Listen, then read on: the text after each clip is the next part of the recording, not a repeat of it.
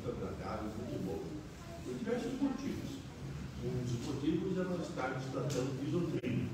E quando nós tratamos de doutrina, nós fazemos com que a nossa alma se aqueça e a gente fique muito feliz com as coisas que nós aprendemos. E hoje aprenderemos muito mais ainda por causa temos a felicidade de termos o nosso querido irmão Arthur, que vem trazer essa palestra para nós. Ele que é sempre muito feliz nas suas exposições, escolhe os seus temas com muito cuidado, né? E faz a apresentação que sempre a gente sai satisfeito daqui. Portanto, Arthur, seja bem-vindo, viu? E esperamos considerar a sua palestra. Eu tenho aqui para sortear para vocês esta noite 3 livrinhos. Eu não sei a que número nós estamos. 17. 17. Hoje é mais facilidade para ganhar um livrinho, né? Arthur, me diga o número de 1 a 17, por favor. 15. Quem tem o número 15? Opa, chega aí. Você como primeiro tem uma opção de escolher. Feito. Outro. 7. 7. Número 7. Beleza.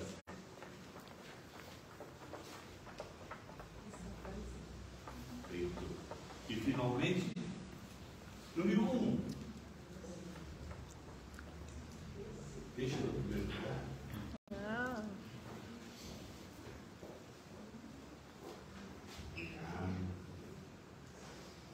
Ok. Maurício, faz uma oração para nós, uma peça para nós iniciar, por favor. Maurício vai fazer nossa oração, gostaria que todos ajudassem. Boa noite a todos. Boa noite. Queridos irmãos e irmãs, amém?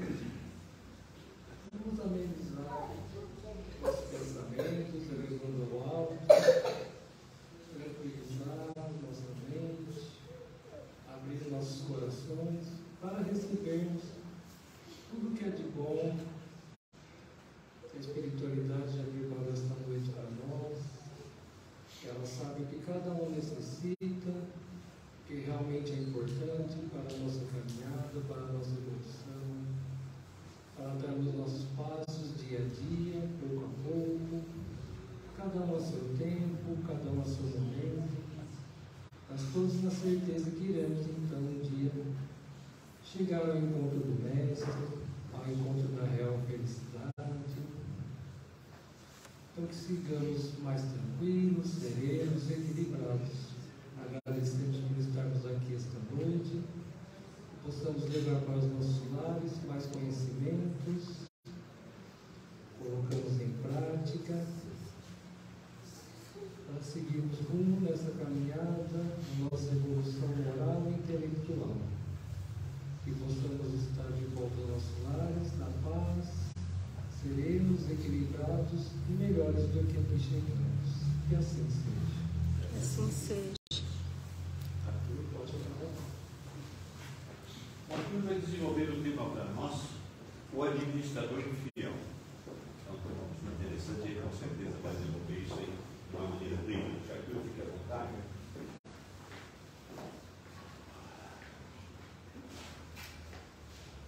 Meus amigos, minhas amigas, boa noite para todos nós. Boa noite. Que o Senhor nos abençoe, nos envolva em sua paz, que sintamos a presença dos amigos espirituais, a iluminarem nossa mente, nosso coração, para que aqui possamos recolher os recursos que nos fortalecem, que nos inspiram a caminhar.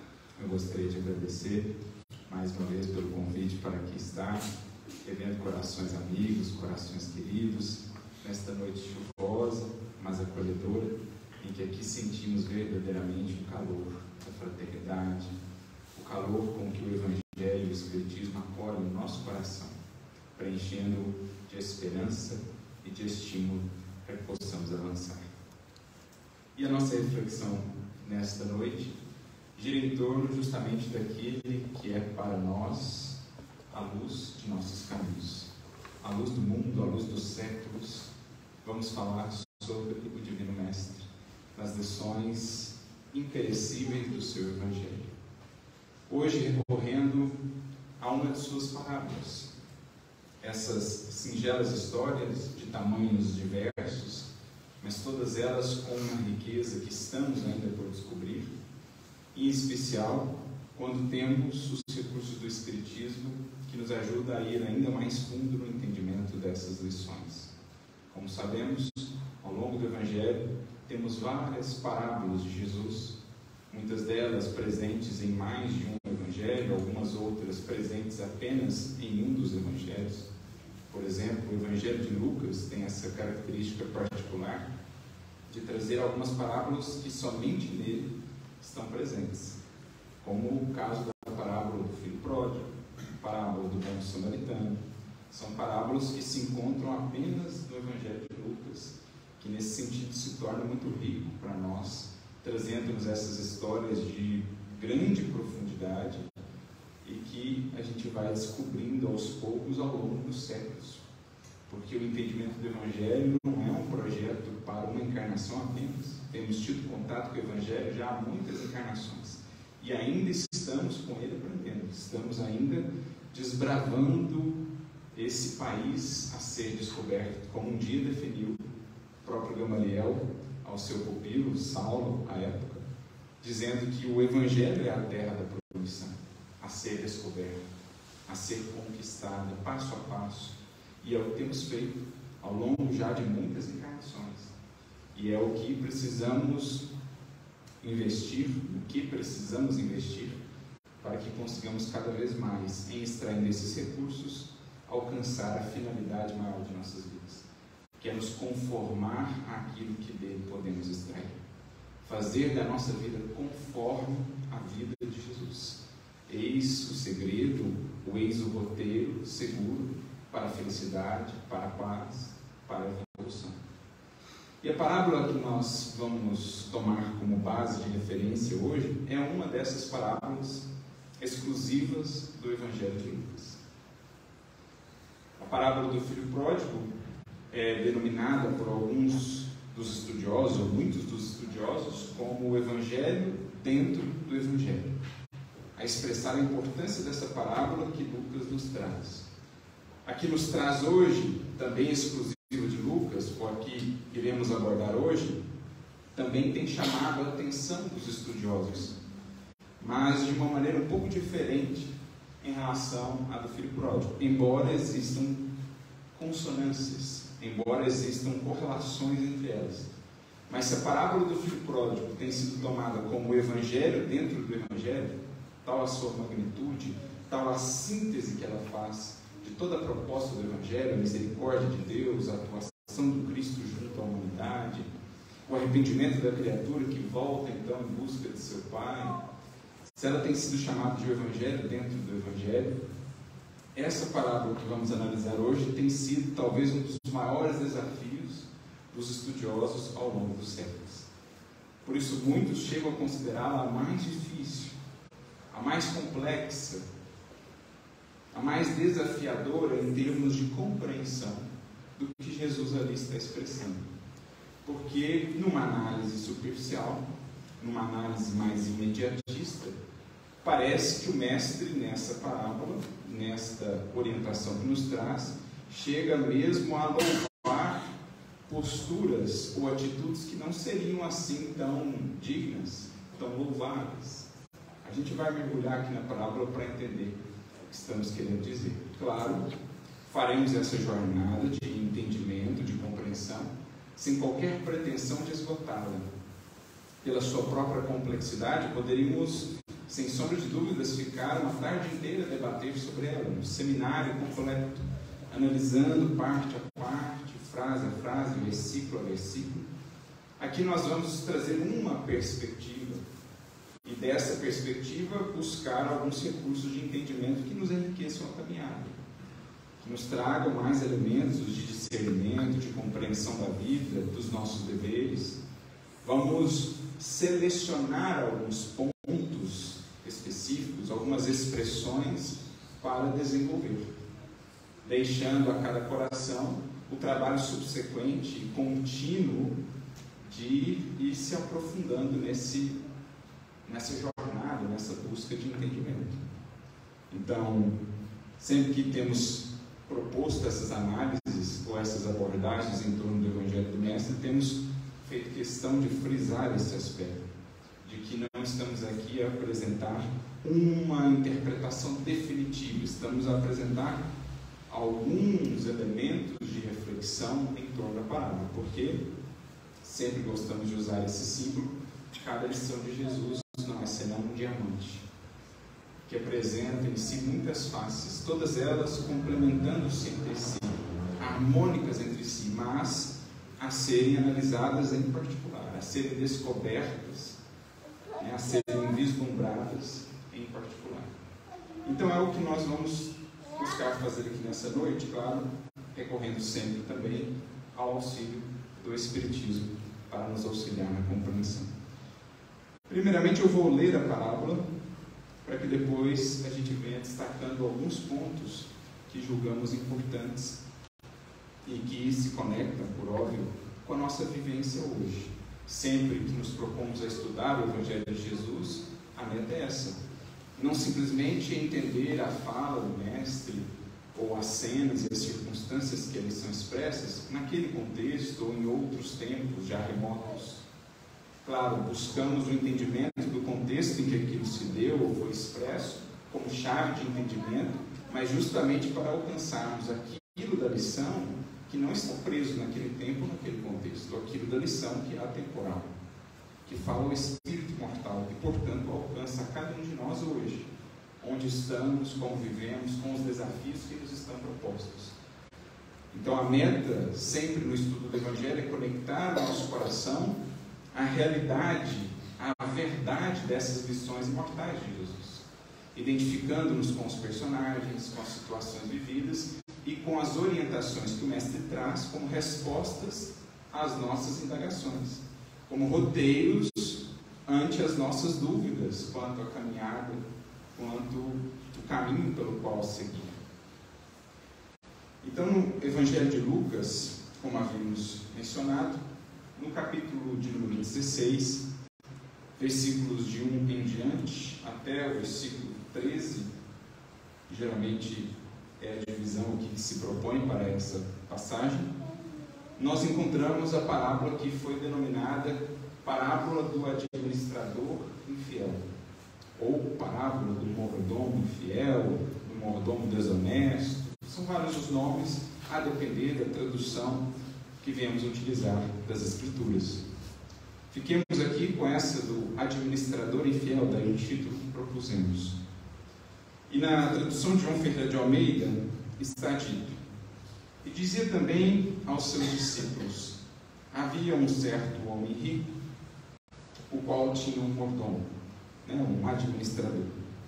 E este foi acusado perante ele de dissipar os seus bens. E ele, chamando-o, disse: que é isto que ouço de ti?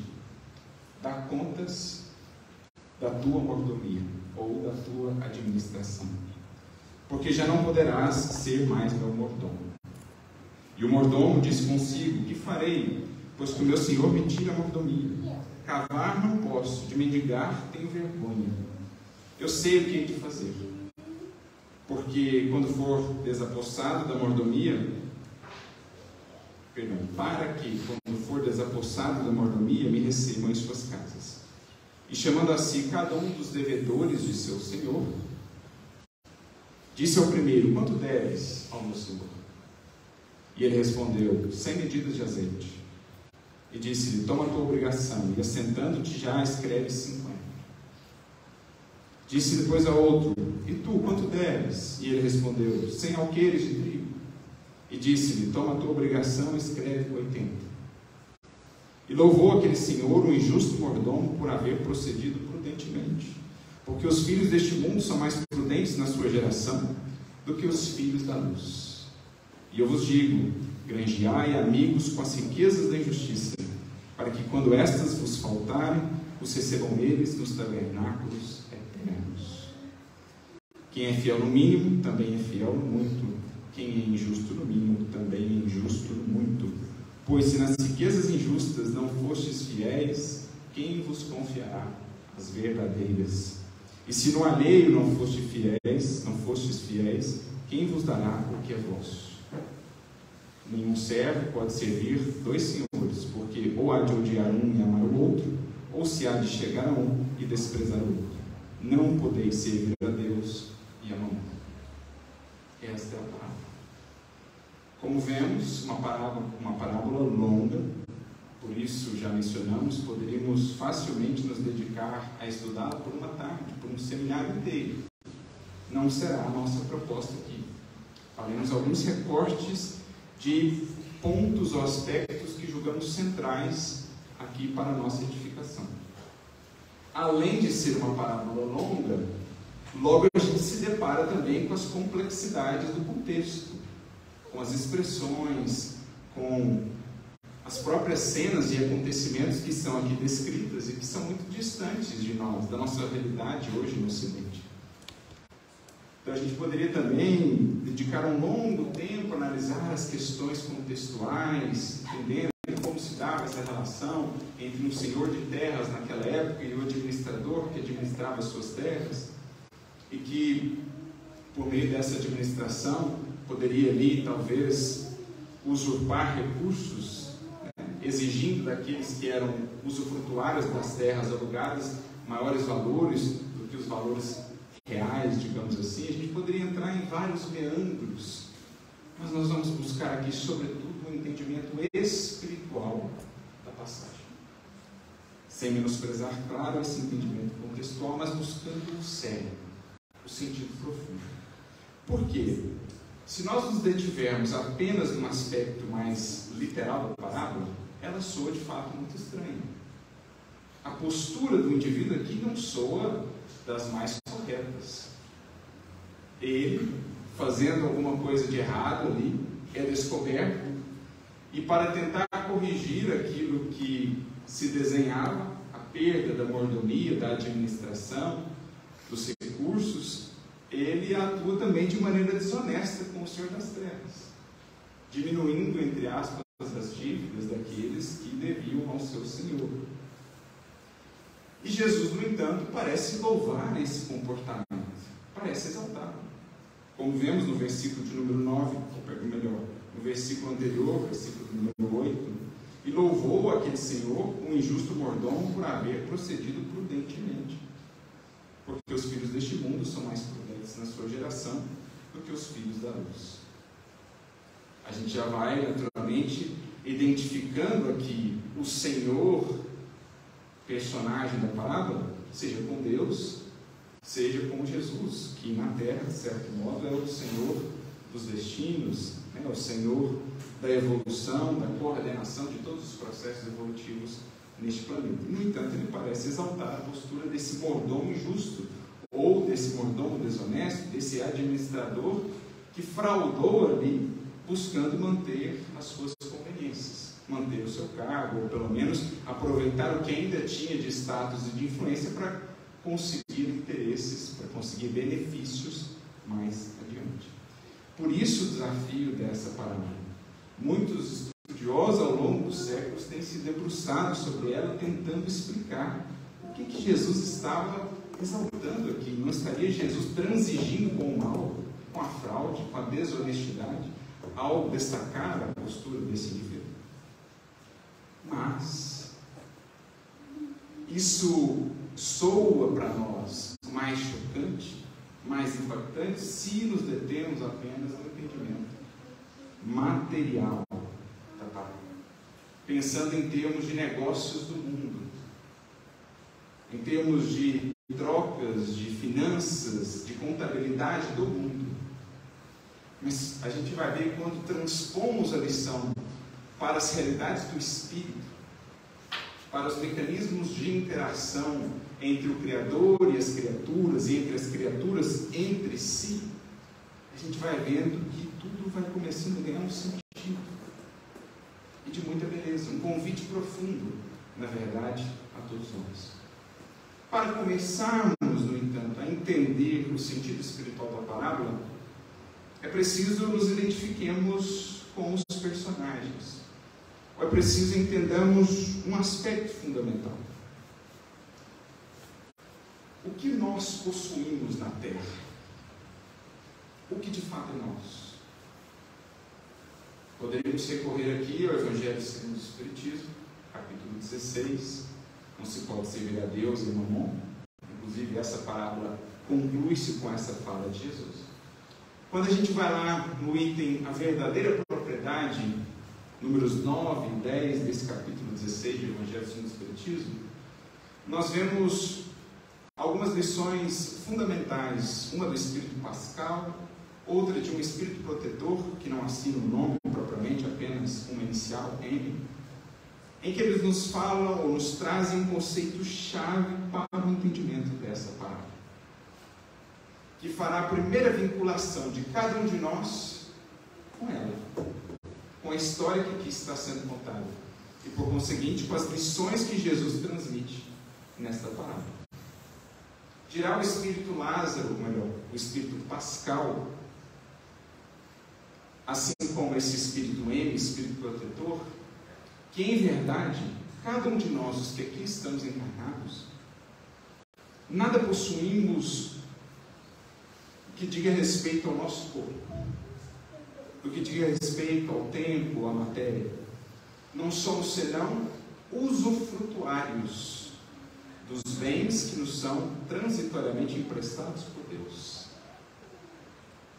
Todo espírito na matéria recebe recursos do Criador, a começar pelo próprio corpo no qual está encarnado, para que por meio desses recursos que lhe são emprestados, do qual ou dos quais é usufrutuário, possa ele evoluir. Mais cedo ou tarde, será chamado a restituir esses recursos a quem de fato pertence, ao Criador, à sua lei, à sua criação. Dirá Pascal, definindo a verdadeira propriedade: nada daquilo que diz respeito ao corpo, apenas aquilo que diz respeito ao espírito. Eis a verdadeira propriedade. O que são conquistas sentimentais do ser, conquistas intelectuais do ser, essas são propriedades suas, que não mais lhe serão tomadas, nem pelo tempo, nem por circunstância alguma, porque se incorporaram já ao que ele é, espírito imortal. No entanto, tudo mais que está fora de si não é senão empréstimo, não são senão bens que somos chamados a administrar. Nesse sentido, portanto, todos nós somos administradores daquele que é o mais rico de todos os senhores, dono de tudo que há, nosso Pai, representado na terra por Jesus, que fecha em suas mãos o cetro da governança deste planeta e que define, que legisla sobre os destinos de todos os que aqui estamos. Mas em verdade, nessa composição, cada um de nós não passamos senão de administradores temporários dos bens, das possibilidades que Deus nos ofertou. E analisando a história da humanidade, a história de cada um de nós nesta encarnação ou nas pregresses, poderíamos dizer que temos sido fiéis administradores, justos administradores do que nos tem sido concedido? Temos zelado assim, de maneira correta, de maneira equilibrada pelo nosso corpo, pelo nosso tempo, pelas oportunidades, possibilidades, relações que a vida material nos confere? Ou, em geral, ou em muitas circunstâncias, temos mal baratado o tempo, a oportunidade, o corpo, os recursos que de Deus recebemos? Veja como a parábola começa a fazer mais sentido para nós. Ao invés de estarmos a falar de um administrador desonesto, fraudulento, de que Jesus se serve naqueles tempos para trazer a lição, de repente estamos a falar de nós, espíritos que temos sido mordomos infiéis, administradores infiéis do quanto o Senhor tem nos conferido. Esse é o primeiro entendimento-chave. E Emmanuel vem em nosso auxílio corroborando esse entendimento, essa compreensão, uma mensagem que se encontra no livro Fonte Viva, capítulo 75, intitulada Administração, em que ele comenta justamente o versículo 2 da parábola, em que o Senhor chama aquele administrador infiel e diz para ele: dá conta de tua administração. Em outras palavras, presta contas. Não é o que se faz, não é o que vive todo espírito em deixando o corpo. Não é o que os próprios espíritos voltam a nos dizer das realidades do além, que em chegando na alfândega do mundo espiritual, a consciência lhes pediu contas daquilo que dos bens do mundo fizeram, dos empréstimos de Deus fizeram. Então, em verdade, todos nós, mais cedo ou mais tarde, pode estar mais próximo do que imaginamos, ouviremos no âmago da consciência esse imperativo da vida: dá conta de tua administração, que fizeste do teu corpo, que fizeste do teu tempo, que fizeste dos teus filhos, que fizeste da tua profissão, que fizeste dos teus recursos monetários. E estaremos nós de consciência plenamente tranquila, administradores fidelíssimos na administração desses recursos? Então, a lição começa a nos alcançar. E é isso que Emmanuel vai comentar nesta mensagem, dizendo que quando o Senhor fala dá conta de tua administração, Ele não se refere somente àqueles que no mundo tiveram posições ou cargos administrativos, daqueles que ocuparam algum cargo no governo, no legislativo, daqueles que administraram um centro espírita ou uma empresa, daqueles que tiveram maiores posses. Não é somente a estes que será dito dá conta de tua administração. Mesmo a mais singela das criaturas, no mais recôndito canto deste mundo, a ele também se dirá: dá conta de tua administração. Ainda que não tivesse recurso monetário algum, influência política ou status de qualquer natureza, tinha ele o corpo, tinha ele o tempo, tinha ele a saúde, tinha ele pessoas junto de si, teve ele muitas oportunidades, e disso precisará prestar contas. Por isso Emmanuel comenta, em determinado momento da mensagem: cada inteligência da terra dará conta dos recursos que lhe foram confiados. A fortuna e a autoridade não são valores únicos, de que devemos dar conta hoje e amanhã. O corpo é um templo sagrado. A saúde física é um tesouro. A oportunidade de trabalhar é uma bênção. A possibilidade de servir é um obséquio divino. O ensejo de aprender é uma porta libertadora. O tempo é um patrimônio inestimável. O lar é uma dádiva do céu. O amigo é um benfeitor. A experiência benéfica é uma grande conquista. A ocasião de viver em harmonia com o Senhor, com os semelhantes e com a natureza, é uma glória comum a todos. Vejamos, tudo isto está sob a nossa administração. Que destinação temos dado a tantos recursos, a tantas possibilidades, que uso temos dado disso?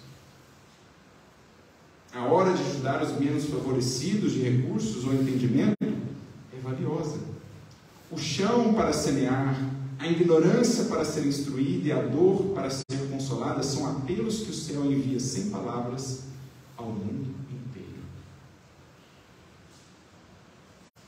Veja como cresce aos nossos olhos e ao nosso entendimento a nossa noção de responsabilidade, de compromisso para com esse Senhor rico, o mais rico de todos, o Criador, que dá a cada um de nós, por misericórdia, a possibilidade de operar com Ele, de administrar uma parte, uma parcela de suas riquezas. Por isso Emmanuel conclui nesta mensagem: que fazes, portanto, dos talentos preciosos que repousam em teu coração, em tuas mãos e no teu caminho. Vela por tua tarefa no bem diante do Eterno, porque chegará o momento em que o poder divino te pedirá: dá conta de tua administração. Presta contas de tua administração. Então a gente já começa a entender pelo sentido espiritual essa lição, que ela dirige-se especialmente, diretamente a cada um de nós. Os que já estamos conscientes de quantos patrimônios estão depositados em nossos caminhos, em nosso coração, em nossa mente, e que nos compete então manejar adequadamente para que possamos conquistar as verdadeiras posses. Porque essa é uma ideia que perpassa também a parábola. Recebemos do Senhor recursos que não são nossos, para que, em os administrando adequadamente, consigamos recursos efetivos, propriedades efetivas de nosso ser, que não mais nos serão tomadas. Mas, em geral, como administrador ou mordomo da parábola, temos sido ao longo dos séculos muito desatentos na aplicação desses recursos. Temos sido infiéis, isto é, não utilizando esses recursos conforme propõe o Senhor ou a sua lei. Utilizamos esses recursos para fins do nosso egoísmo, do nosso orgulho, das nossas ilusões, dos prazeres desequilibrantes. E aí vamos colhendo decepções, desilusões, o chamado da consciência por meio da própria culpa que surge dentro de nós, bem como também por meio do processo da desencarnação, que nos faz lidar com a realidade do que fizemos ou deixamos de fazer. Tudo isso vai nos despertando, para que a partir de um momento possamos utilizar melhor esses recursos, essa administração. E aí que entra talvez a parte mais difícil de entendimento da parábola, que é a atitude que o administrador passa a ter, uma vez que reconhece o quanto tem sido desatento aos recursos que do Senhor recebeu. O quanto tem sido infiel na administração desses recursos. Percebe ele uma proposta, estabelece ele uma atitude, um roteiro. Bem, vou voltar-me aos meus irmãos, aos que devem ao Senhor,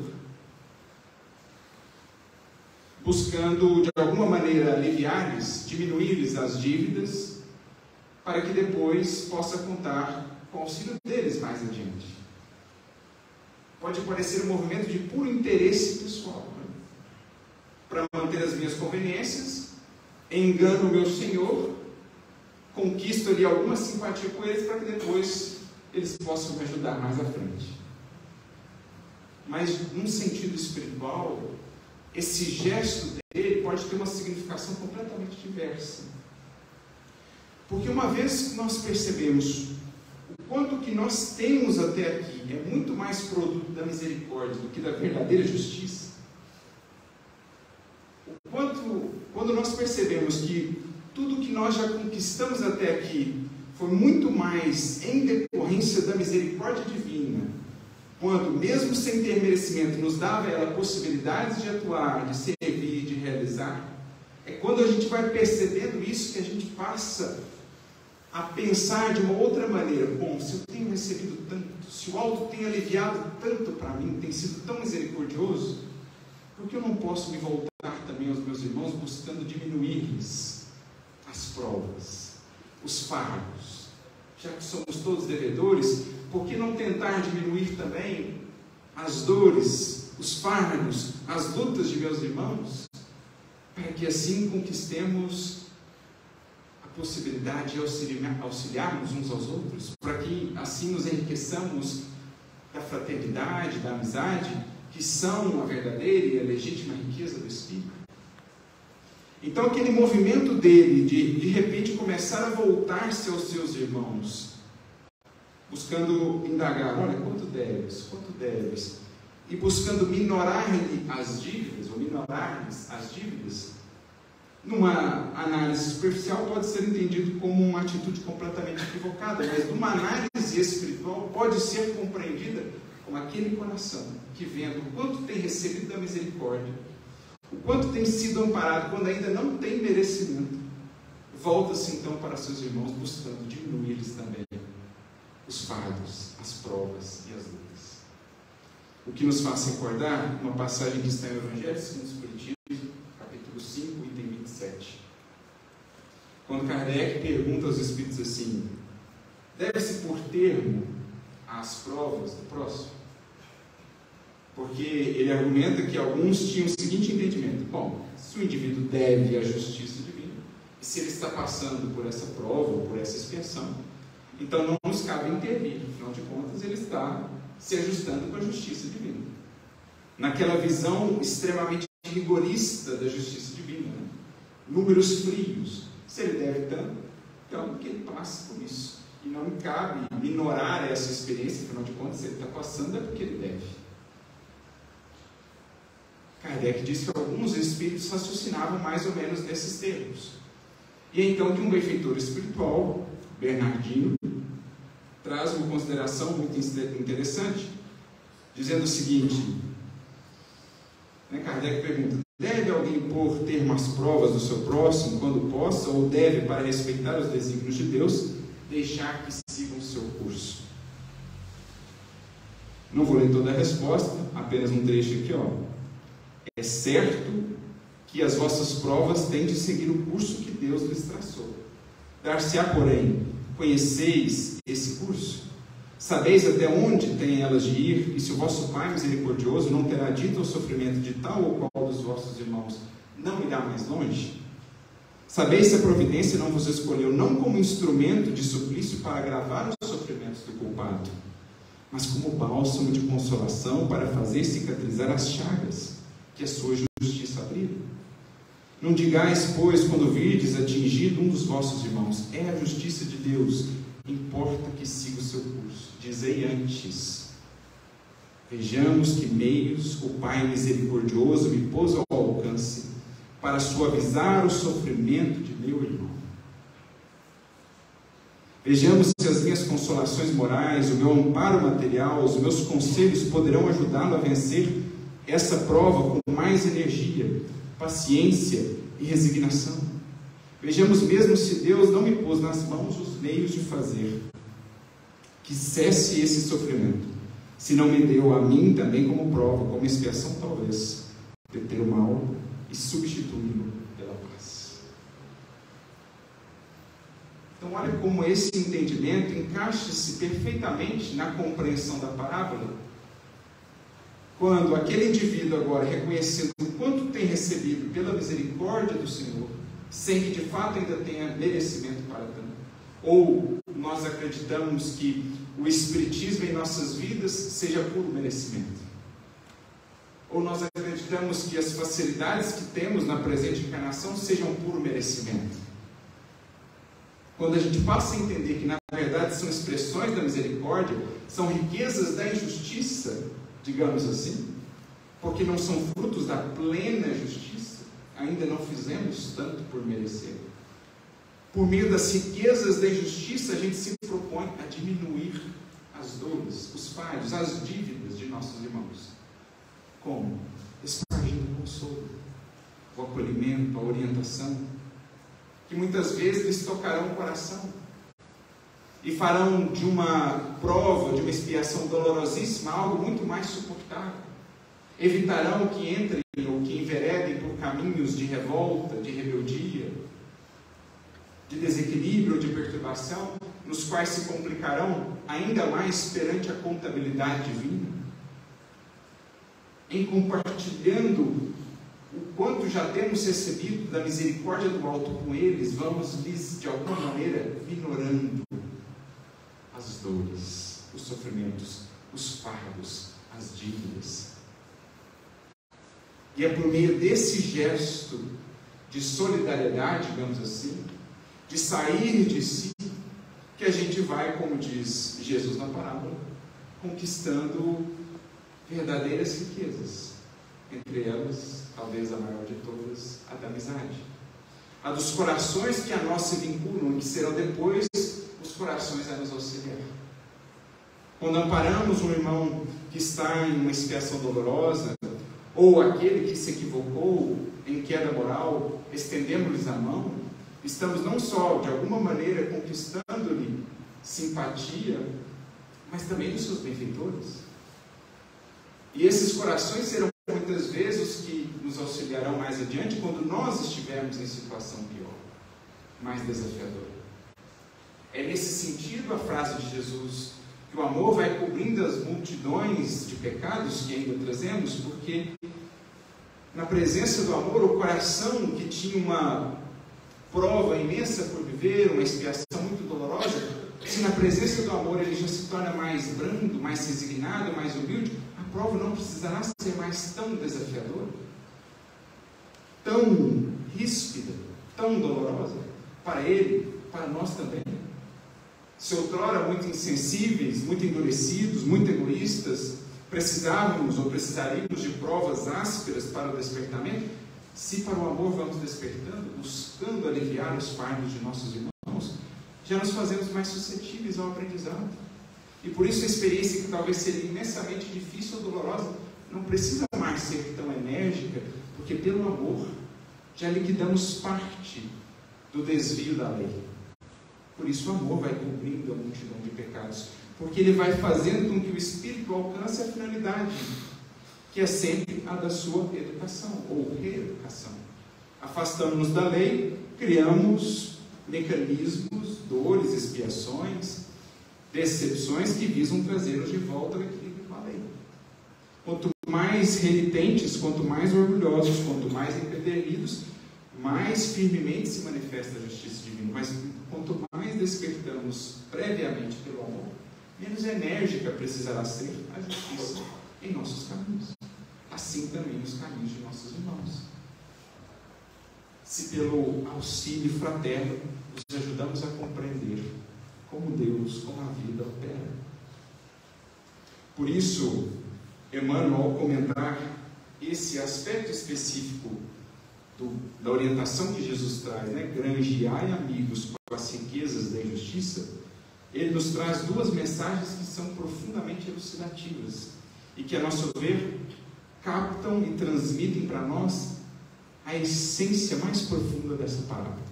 A primeira delas está no livro Pão Nosso, capítulo de número 111, em que Emmanuel comenta o versículo de número 9, como já mencionamos, a orientação de Jesus: granjeai amigos com as riquezas da injustiça. E Emmanuel diz assim: se o homem conseguisse, desde a experiência humana, devassar o pretérito profundo, chegaria mais rapidamente à conclusão de que todas as possibilidades que o felicitam em conhecimento e saúde provêm da bondade divina, e de que a maioria dos recursos materiais à disposição de seus caprichos procede da injustiça. E o que Emmanuel está dizendo? Se a gente lançasse um olhar mais amplo para o nosso passado, veríamos que a maioria dos recursos que nos favorecem hoje, de facilidades, de conhecimentos, não são fruto do nosso merecimento pretérito, mas sim da pura misericórdia, que apesar de ainda não termos nos dedicado tanto quanto seria de se esperar, segue nos amparando, nos ofertando os recursos para que venhamos a nos fazer dignos do quanto temos recebido. Porque a misericórdia chega antes. A misericórdia é a que pega o espírito imerso nas sombras de si mesmo e lhe dá uma nova oportunidade na matéria. É a misericórdia, é o amor misericordioso de um pai, de uma mãe espiritual que se propõe a reencarnar com aquele espírito para ensiná-lo novamente os caminhos de Deus, onde ele nada fez por merecer. Pelo contrário, tem a ofertar por ora apenas a necessidade. Mas é assim que a misericórdia opera. Quando Lívia se propõe a reencarnar com turbulentos, não era por merecimento dele, era por necessidade dele. Quando Alcilde se propõe a voltar ao mundo, vinda lá de Sírios para reencarnar naquele grupo familiar, não era por merecimento deles, mas por necessidade. E tiveram a possibilidade de conviver com a riqueza daquele amor, mas que não era uma riqueza oriunda ainda da justiça, riquezas ou frutos da misericórdia de Deus, para que aprendamos a ser justos, para que um dia tenhamos de fato feito por merecer. Eu lembro de uma descrição de uma companheira espírita.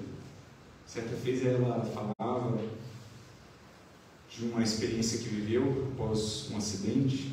Ela que era espírita, se não me engano, desde a infância ou desde a juventude, mas estava, de certo modo, afastada, desconectada daquilo, daquelas buscas. Quando então ela sofre um acidente muito grave de trânsito, né? Uma poça de óleo, ela perde o controle do carro, capota e corria risco de desencarnar. Mas ela relata que durante o processo ela teve a nítida percepção de estar desdobrada do corpo físico, enquanto seu corpo era levado ali para o hospital, né, para que pudesse ser tratado dentro das possibilidades da medicina terrena. Ela se vê no mundo espiritual, amparada por enfermeiros espirituais, adentrando um hospital, em alguma colônia, né, em alguma cidade espiritual. Ela descreve as paredes translúcidas, o teto transparente que lhe permitia ver, né, o céu, as estrelas. E ela, quando vivia essa experiência, ela se lembra de sentir tanto carinho, tanto acolhimento, tanta misericórdia, que ela pensou consigo: mas o que eu fiz por merecer? E é então que ela ouve uma voz de algum benfeitor que ela estava, que lhe diz: é justamente isso, minha filha, você ainda não fez. Toda essa misericórdia é justamente para lhe dar a chance de fazer, para depois poder sentir no coração aquela sensação do dever cumprido, e de que o que agora a gente pode viver e experienciar é fruto de conquista, de esforço nosso, mas por hora a gente conta com a misericórdia justamente por ainda não termos feito. É justamente por isso, tanto carinho, minha filha, tanta misericórdia, porque você ainda não fez, para te dar a ocasião de fazer. Então isso que Emmanuel está dizendo, se a gente lançasse um olhar para o pretérito, veríamos que quase tudo que está à disposição nossa hoje procede da injustiça, mas que pela misericórdia dá-nos a possibilidade da gente seguir operando para conquistar a verdadeira justiça. Por isso ele diz mais adiante, olha: bastará recordar nesse sentido que quase todos os estados terrestres se levantaram há séculos sobre conquistas cruéis. Quase todas as grandes nações civilizadas do mundo de hoje, tecnológicas, imponentes, se ergueram sobre imensas injustiças. E por que a misericórdia permite que lá estejam? Para que dessas riquezas da injustiça possam alcançar a verdadeira justiça, amparando os seus irmãos. Mas muitas vezes, como administradores infiéis, não tentamos para isso. Mas muitas das nações de hoje ergueram-se sobre a mais profunda injustiça. Pisaram sobre outros povos, excluíram populações inteiras, eliminaram, conquistaram recursos materiais, monetários, à custa de espólio, de roubo, muitas vezes. E aí estão nações poderosíssimas, erguidas sobre as riquezas da injustiça, que Deus permite que lá estejam, convidando-as a usarem as riquezas da injustiça para espalharem a verdadeira justiça, no serviço aos semelhantes. Cedo ou tarde, as coletividades, como os indivíduos, serão chamados a prestarem contas, mas permite o Senhor que ainda ostentem as riquezas da injustiça para que se aproveitem desses recursos, granjeando amigos, isto é, semendo amor, fraternidade, bem. Por isso ele continua: com exceções, os homens têm sido servos dissipadores, que no momento do ajuste não se mostram à altura da mordomia. Eis porque Jesus legou a parábola do empregado infiel, ou do administrador infiel, convidando-nos à fraternidade sincera para que através dela encontremos o caminho da reabilitação. Então, nós que temos sido mordomos infiéis por tantas encarnações, hoje, repletos com essas riquezas com que o Espiritismo, por exemplo, nos beneficia, as facilidades que temos hoje, a saúde, o corpo e tudo mais, somos chamados a a granjear amigos, a espalhar fraternidade para que encontremos então o caminho da verdade e da justiça, da nossa reabilitação, mordomos infiéis que temos sido. O Mestre aconselhou-nos a granjear amigos, isto é, a dilatar o círculo de simpatias em que nos sintamos cada vez mais intensivamente amparados pelo espírito de cooperação e pelos valores intercessórios. Os recursos que ora temos, movimentando-os no sentido do bem, da fraternidade, aliviando dores, consolando corações, aclarando caminhos, abrindo novos horizontes a outros espíritos, nós estaremos, a partir das riquezas da injustiça, construindo verdadeiras riquezas para o nosso ser, porque nenhuma supera, em termos de riqueza espiritual, aquela do montante de amor, de amizade, de fraternidade que já construímos ao redor de nossos passos. Cairbar mesmo definirá, Emmanuel também, que reconhece a grandeza de um espírito pelo número de corações que ele já conseguiu mobilizar para o bem, pelo número de amizades que ele conseguiu granjear. Quem tem amigos, dirá Emmanuel, acumula poder na criação. Não o falso poder dos homens, muitas vezes a serviço do orgulho ou da vaidade, mas o legítimo poder de influenciar para o bem, de construir para a eternidade. As almas mais poderosas do universo são as que mais amigos têm. Alguém duvida o porquê de Jesus ser o Espírito mais poderoso da Terra? Porque é Ele que tem mais corações com os quais possa contar. É Ele que pôde e segue a mobilizar o maior número de corações para as causas do bem e do amor na Terra. Por isso, talvez no seu Evangelho tenha Ele elegido o título de amigo como o maior de todos. Já não mais os chamo servos, mas amigos. Porque tudo quanto revelei de meu Pai vos dei a conhecer. Como é estabelecer para nós que a amizade, bem como a fraternidade, são quase que a mesma coisa quando pensamos em termos de espiritualidade. A amizade e a fraternidade são o título mais nobre, a riqueza mais imperecível que nós poderemos ajudar. A partir dos recursos da riqueza da injustiça, construindo a riqueza verdadeira para o porvir, a da amizade. Por isso conclui Emmanuel nesta mensagem: se o nosso passado espiritual é sombrio e doloroso, busquemos simplificá-lo, adquirindo dedicações verdadeiras que nos auxiliem através da subida áspera da redenção. Cada amigo, cada coração tocado, mobilizado no bem, será depois um estímulo a mais para a nossa própria redenção, para a nossa própria subida áspera. Quando ajudamos alguém, não nos esqueçamos. Não somente aquele alguém, mais cedo ou mais tarde, nutrirá por nós uma gratidão ou um anseio de nos auxiliar, mas também, lembremos, esse alguém conta com benfeitores espirituais, que por vezes o acompanham há séculos, e que se sentirão muito felizes em poder contar com um coração encarnado, que seja aquele que talvez apresente para o seu tutelado o amor como antes ele não viu, a paciência, a compreensão. Mesmo o coração mais equivocado na terra, o criminoso, o que caiu moralmente, o que procedeu de maneira equivocada, conta ele com uma mãe espiritual, com um pai espiritual, com benfeitores espirituais. E qual não será a gratidão desses espíritos para conosco se formos nós aqueles que lhe estendem as mãos, aqueles que pelo menos oram por ele? Estaremos angariando a simpatia desses que depois virão em nosso auxílio. Então aquele movimento aparentemente fraudulento ou equivocado do administrador infiel, à luz da realidade espiritual, torna-se um movimento de prudência, de sabedoria, não do interesse mesquinho. Busca ele aliviar os fardos, minorar as dores, as dívidas de seus irmãos, e com isso acaba conquistando uma riqueza de mais longo prazo. Acaba conquistando ele depois um auxílio que lhe poderá amparar nos momentos de desafio na própria jornada.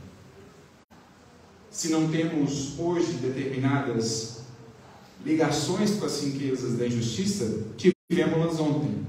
E faz imprescindível aproveitar o tempo para o nosso reajustamento individual perante a justiça divina. Aproveitar o tempo para o nosso reajustamento individual.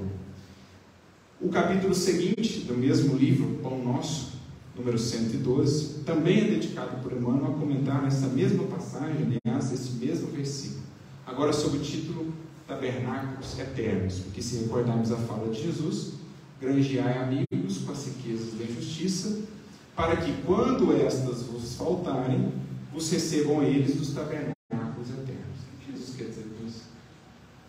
Vos recebam eles nos tabernáculos eternos. É o que Emmanuel vai nos ajudar a entender.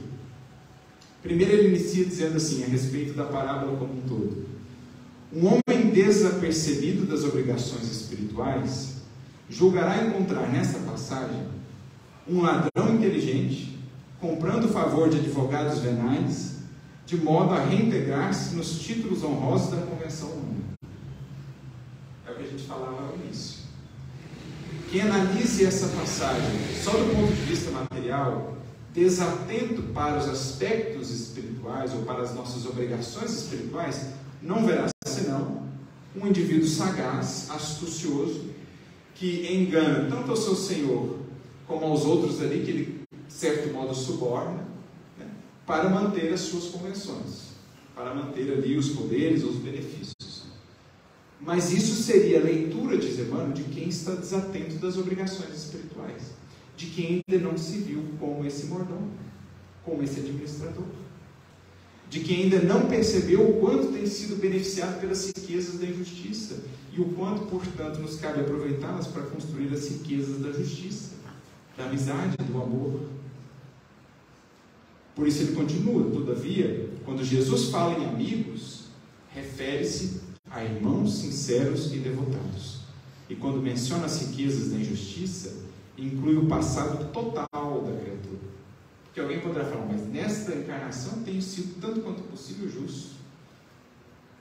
Mas e o passado? Ainda não de todo ajustado. Ainda não de todo quitado. Por isso, Emmanuel faz questão de dizer, Jesus inclui o passado total da criatura, com todas as lições dolorosas que o caracterizam. Assim também, quando se reporta aos tabernáculos eternos, não os localiza em passos celestiais. Então, quando Jesus está falando para que eles os recebam em tabernáculos eternos, Jesus não está falando do céu. Jesus não está falando que esse indivíduo assim procedia para depois conquistar o céu magicamente, de maneira sagaz, astuciosa. Não. Os tabernáculos eternos estão mais próximos do que imaginamos, porque Jesus os situou, prossegue Emmanuel, no coração do homem, no coração da criatura. Então, pelo bem que faço, embora ainda tão imperfeito, ainda tão limitado, com tantas dívidas a quitar perante o Senhor de todas as coisas, o bem que faço para um coração representa mais um tabernáculo de acolhimento, mais uma casa acolhedora com a qual poderia contar. Porque não é isso que é um amigo na nossa jornada. Quando passamos pelas lutas as mais ásperas, conversar com um amigo, poder contar com o olhar amoroso de um amigo, com o conselho sábio de um amigo, não é como sentir-se acolhido numa casa em meio à tempestade, num oásis em meio ao deserto, num clima de serenidade em meio à turbulência das lutas na vida. Isso são os tabernáculos eternos. O coração é o sagrado e eterno tabernáculo da criatura. E quem opera no bem, abre portas, abre casas de acolhimento, com as quais poderá contar na sua própria jornada. Por isso ele prossegue, mais que ninguém, o Salvador identificava-nos as imperfeições, e evidenciando imensa piedade ante as deficiências que nos assinalam o Espírito, proferiu as divinas palavras que nos servem ao estudo. Então, reconhecendo quão frágeis, quão imperfeitos, o quanto ainda temos a nos ajustar perante a lei divina, Jesus, expressando sua imensa misericórdia e piedade, nos trouxe essa parábola, dizendo a cada um de nós, os mordomos e administradores infiéis de tantos séculos, aqueles que temos ainda tantas dívidas, aqueles que ainda contamos com as riquezas da injustiça e não da justiça, disse-nos eles, operem no bem, e então receberão o auxílio necessário, devido, para que consigam superar essas dívidas, para que consigam quitar-se perante a própria consciência e a lei divina, encontrando as riquezas do porvir, da alegria, da paz, da amizade. Conhecendo-nos os desvios, asseverou, em síntese, que devemos aproveitar os bens transitórios ao alcance de nossas mãos, mobilizando-os na fraternidade legítima, para que, esquecendo os crimes e ódios de outro tempo, nos façamos irmãos abnegados uns dos outros. Valorizemos desse modo a nossa permanência nos serviços da terra, na condição de encarnados ou desencarnados, favorecendo por todos os recursos ao nosso dispor a própria melhoria e elevação de nossos semelhantes. Isso é diminuir a dívida que eles têm para com o alto. O que fez lá o mordomo, olha, você devia 100, agora você deve 80, você devia 100, agora você deve 50. É diminuir a distância para eles do quanto tem a caminhar. É apresentar para eles com mais clareza o roteiro a seguir. É dar-lhes força adicional para que não venham a sucumbir. Isso é minorar o peso que ainda tem que carregar. É isso que está sendo dito aqui. Favorecer tanto quanto possível a própria melhoria e elevação deles, agindo na direção da luz e amando sempre, porquanto, dentro dessas normas de solidariedade sublime, poderemos contar com a dedicação de amigos fiéis, que na qualidade de discípulos mais dedicados e enobrecidos que nós, nos auxiliarão efetivamente acolhendo-nos em seus corações. Quando nós contamos com o amparo de um Bezerra de Menezes, de um Eurípides Barçanufo, a visita entre nós de um Chico Xavier ou de outros corações dessa estirpe, não cremos nós que é por merecimento. Entendamos que é a bênção da misericórdia que nos visita. O pouco do bem que pudermos fazer ampliará para nós as possibilidades desse acolhimento, desses discípulos mais adiantados que nós, que encontrando um pouco mais de sintonia poderão nos ajudar ainda mais, como fizeram, por exemplo, endossando a nossa volta à matéria. Os que aqui estamos, viemos muitas vezes contando com a intercessão de benfeitores, dizendo, não, patrocina agora a nova tentativa dele, o novo empenho, o novo esforço dele na caminhada. Contamos com os méritos deles que conseguiram, junto ao alto, intercessão, possibilidade de recomeçar para cada um de nós. Por isso, diz aqui Emmanuel, poderemos contar com a dedicação de amigos fiéis, que na qualidade de discípulos mais dedicados e enobrecidos nos auxiliarão efetivamente, acolhendo-nos em seus corações, convertidos em tabernáculos do Senhor, ajudando-nos não só a obter novas oportunidades de reajustamento e santificação, mas também endossando perante Jesus as nossas promessas e aspirações diante da vida superior. Endossando diante de Jesus as nossas promessas. Reconhecendo as nossas imensas fragilidades ainda, mas esperançosos e dispostos a nos amparar, colocam-se ali como intercessores junto ao alto, conquistando para nós novas possibilidades de aprendizado e de inovação. Eram esses alguns dos pontos que nós gostaríamos de destacar dessa parábola que, como frisamos, é muito complexa, daria uma longa jornada de compreensão, de entendimento, mas julgamos serem esses os aspectos centrais que Jesus busca trabalhar, identificando-nos com esses mordomos que temos sido infiéis administradores do quanto temos recebido de Deus, mas que mesmo nessas tantas limitações, nessas tantas fragilidades e imperfeições, poderemos já algum bem fazer, para que esse bem possa falar por nós, quando ainda não tivermos toda a autoridade moral, todos os recursos e conquistas já, para podermos realmente pleitear maiores conquistas ou mais paz, mais luz na caminhada. O bem que fizermos em qualquer parte, lembremos-nos de Emmanuel, será então nosso advogado, eternidade afora. O pouco de bem que já pudermos fazer abrirá para nós novas portas de acolhimento, de entendimento e de amparo do mais alto, para que possamos, enfim, a partir das riquezas da injustiça, fazer por merecer, conquistando na justiça da lei, no amor e na misericórdia do Cristo, a fraternidade e a amizade, que serão as nossas riquezas de amanhã. Que Jesus nos abençoe, nos ampare a todos, e que possamos meditar sobre o que temos feito, de tudo quanto nos foi conferido, porque cedo ou tarde haveremos de escutar, no âmago da consciência, dar conta de tua administração. A todos nós, muita luz, muita paz, que Jesus seja sempre conosco.